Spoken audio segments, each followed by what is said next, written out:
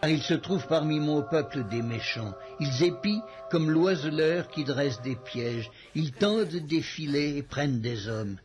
Comme une cage est remplie d'oiseaux, leurs maisons sont remplies de fraude. C'est ainsi qu'ils deviennent puissants et riches. Ils s'engraissent, ils sont brillants d'embonpoint, ils dépassent toute mesure dans le mal.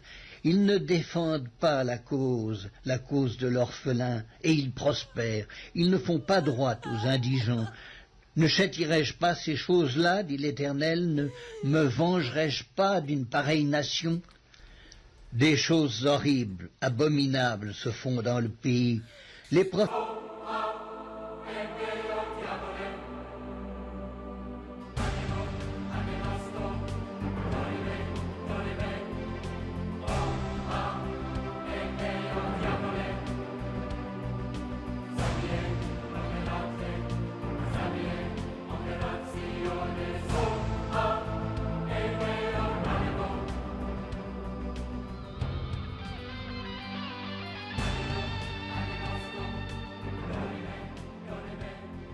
Comment éviter les pièges?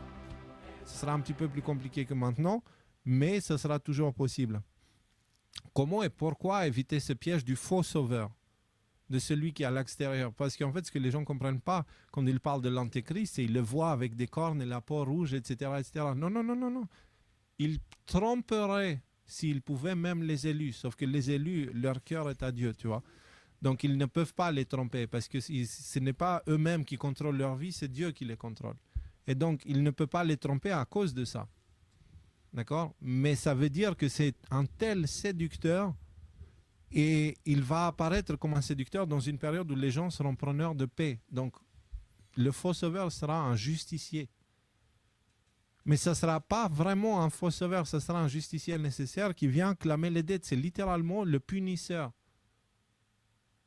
Le punisseur de qui? De l'humanité en fait et de toutes les bêtises qu'il a fait. Tu vois? Donc ce n'est pas un rôle positif, mais attention à ne pas lui donner autorité et à lui donner votre admiration et l'idolâtrie. Genre, c'est lui qui m'a sauvé. Non, non, c'est pas lui qui t'a sauvé. D'accord? Juste, je dis ça maintenant pour l'avenir. Parce que justement, ce que l'histoire nous apprend, et cette histoire d'astrologie, c'est qu'il y a ces périodes de destruction qui sont suivies de périodes de reconstruction où à chaque fois, on a eu des faux sauveurs. Alors, gardons ça en tête. Arrêtons de répéter la même connerie parce que cette fois, les enjeux, ils sont hyper importants.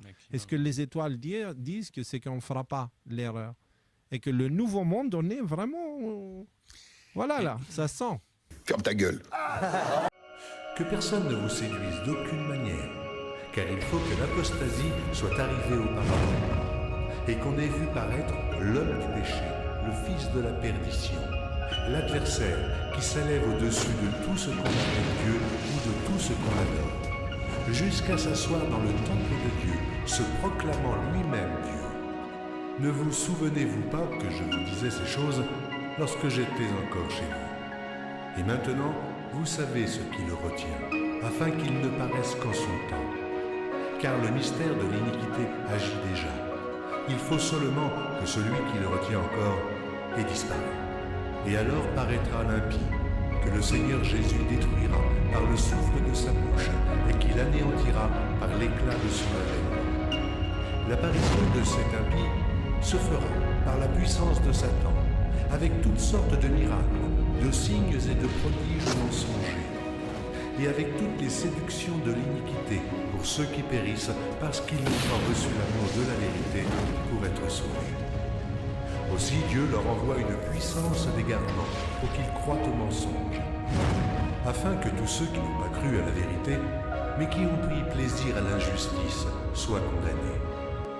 Pour nous, frères bien-aimés du Seigneur, nous devons à votre sujet rendre continuellement grâce à Dieu, parce que Dieu vous a choisi dès le commencement pour le salut, par la sanctification de l'Esprit et par la foi en la vérité. C'est à quoi il vous a appelé par notre évangile, pour que vous possédiez la gloire de notre Seigneur Jésus-Christ. Ainsi donc, frères, demeurez fermes et retenez les instructions que vous avez reçues, soit par notre parole, soit par notre lettre. que notre Seigneur Jésus-Christ lui-même et Dieu notre Père, qui nous a aimés et qui nous a donné par sa grâce une consolation éternelle et une bonne espérance, console vos cœurs et vous affermisse en toute bonne œuvre et en toute bonne parole.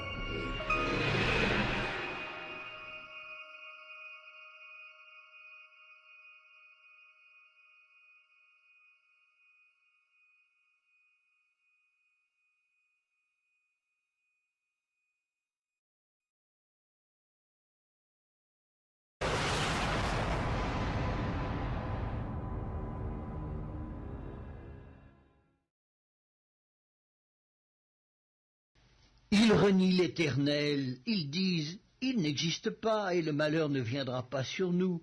Nous ne verrons ni l'épée ni la famine. Les prophètes ne sont que du vent et personne ne parle en eux. Qu'il leur soit fait ainsi.